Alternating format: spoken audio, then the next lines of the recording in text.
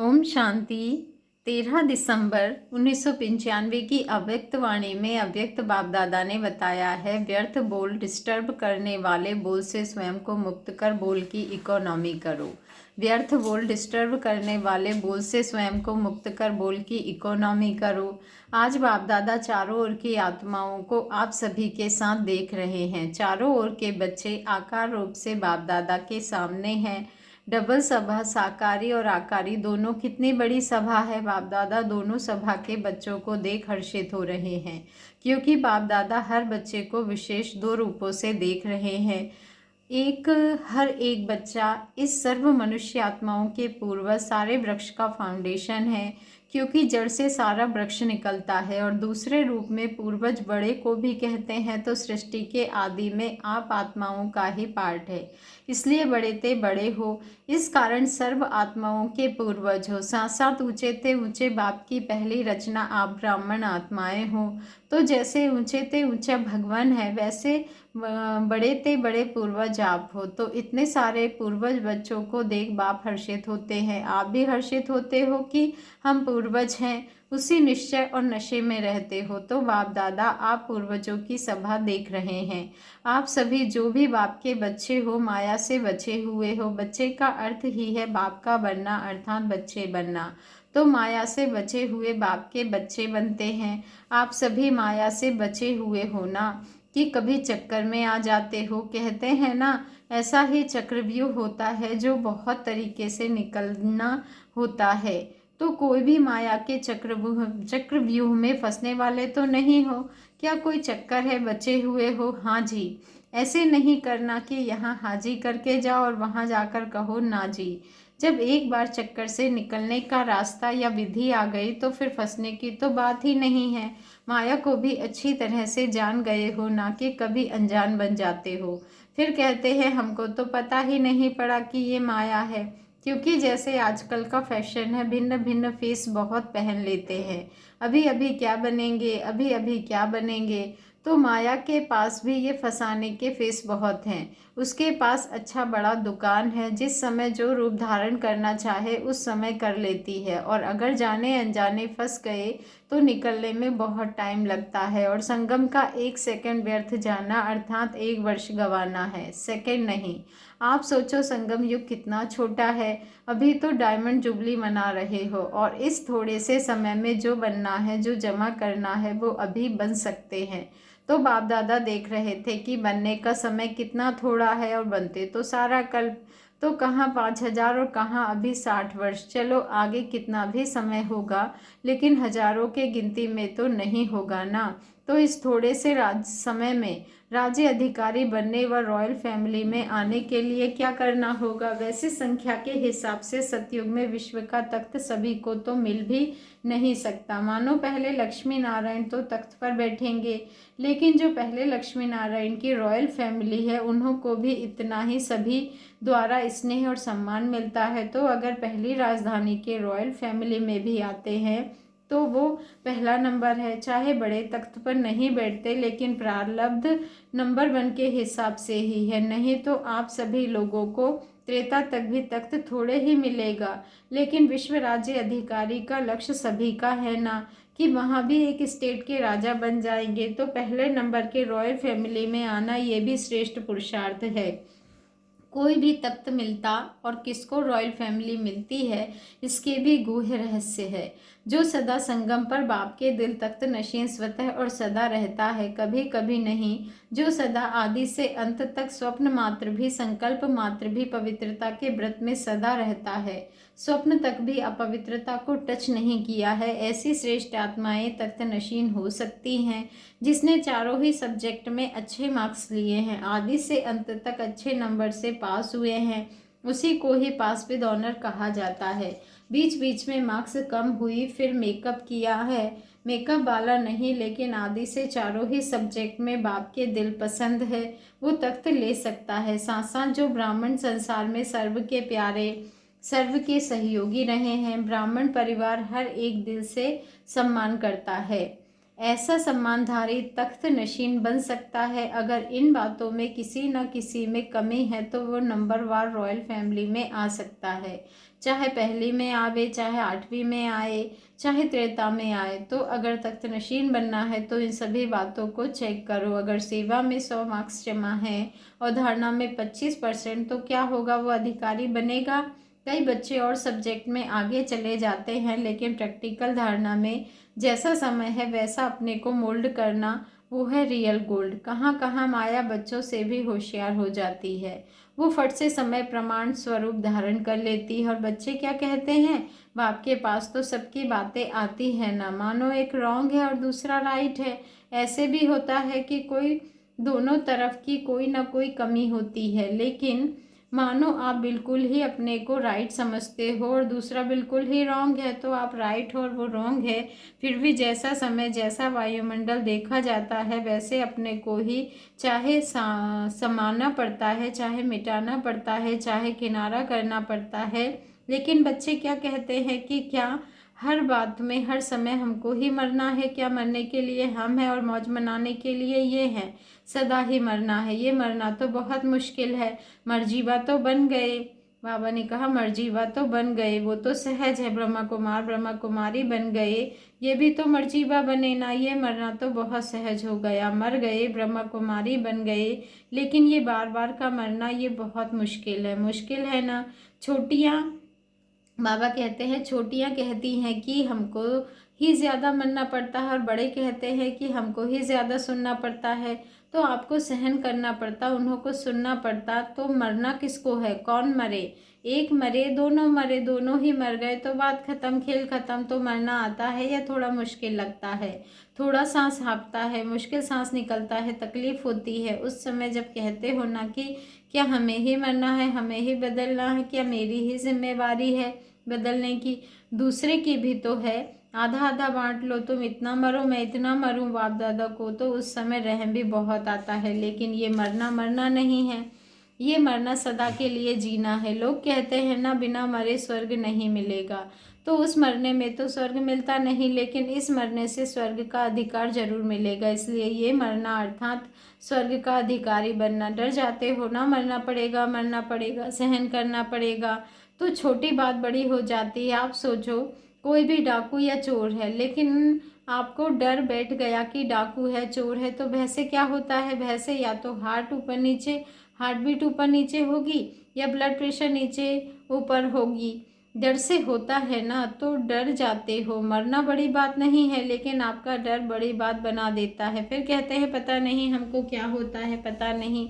लेकिन जैसे हिम्मत से मर्जीबा बनने में भय नहीं किया, खुशी खुशी से किया, ऐसे खुशी खुशी से परिवर्तन करना है। मरना शब्द नहीं है, लेकिन आपने मरना मरना शब्द कह दिया है, इसलिए डर जाते हैं। वास्तव में ये मरना नहीं है, लेकिन अपने धारणा की सब्जेक्ट में नंबर लेना है। सहन करने में घबराओ मत। क्यों घबराते हो, क्योंकि समझते हो कि झूठी बात में हम सहन क्यों करें।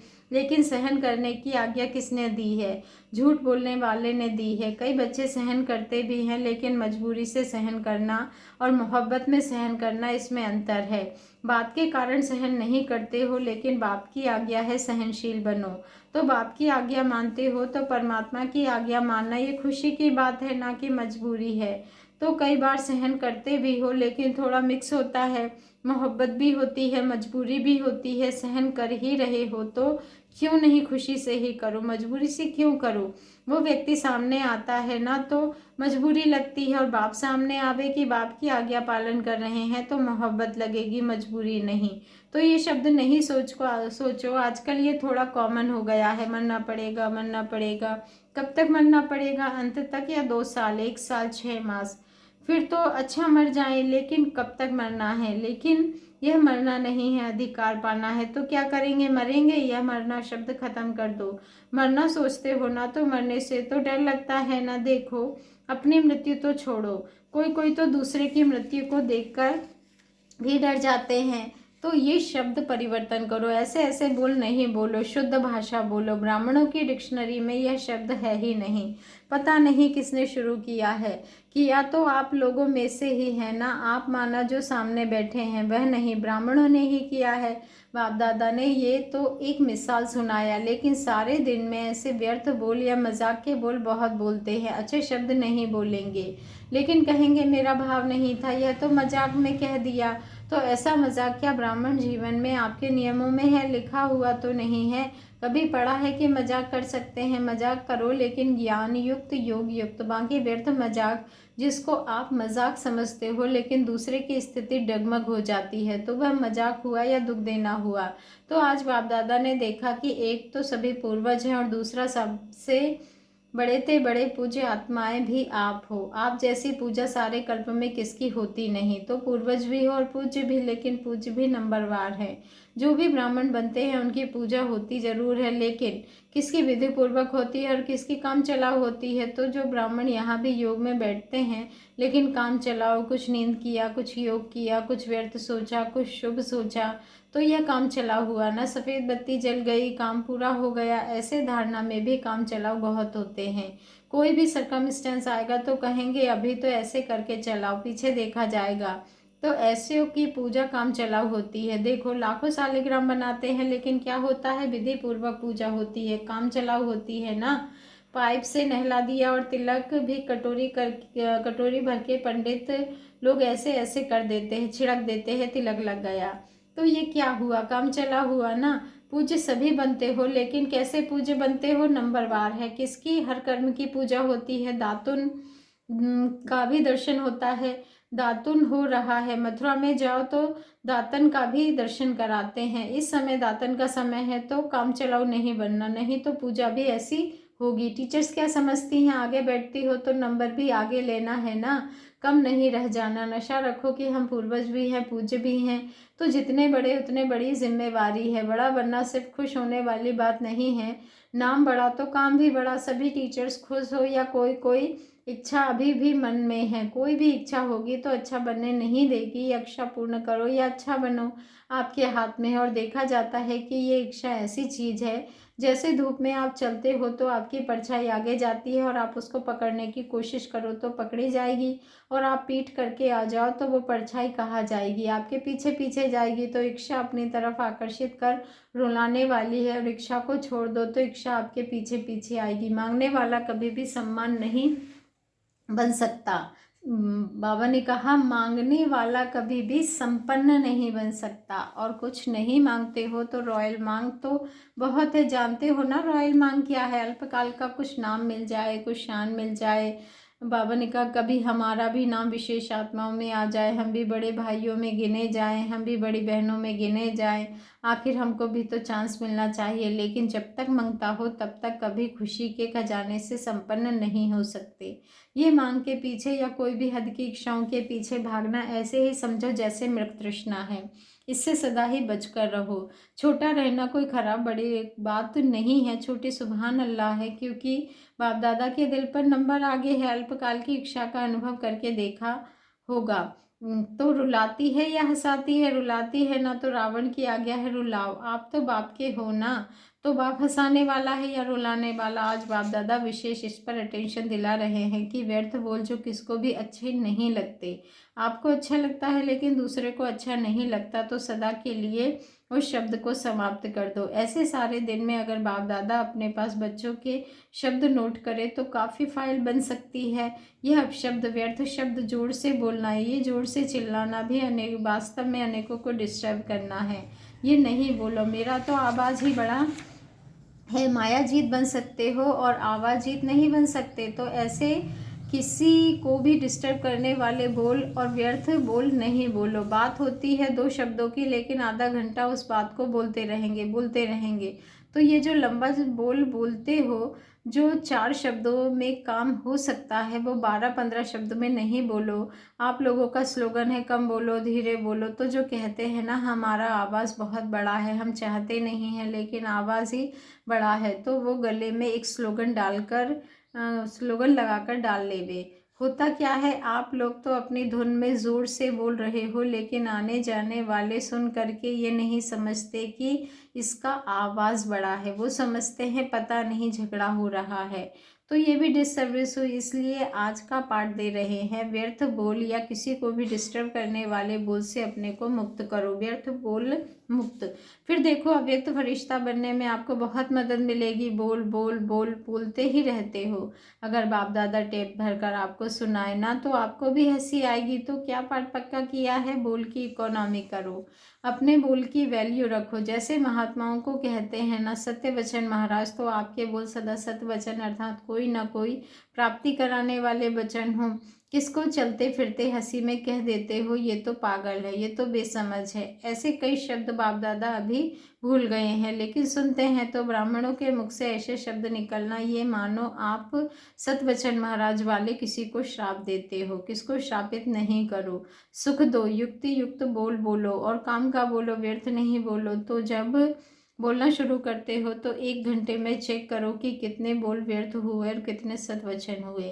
आपको अपने बोल की वैल्यू का पता नहीं तो बोल की वैल्यू समझो। अब शब्द नहीं बोलो, शुभ शब्द बोलो, क्योंकि अभी लास्ट मास है और आदि का मास डायमंड जुबली है।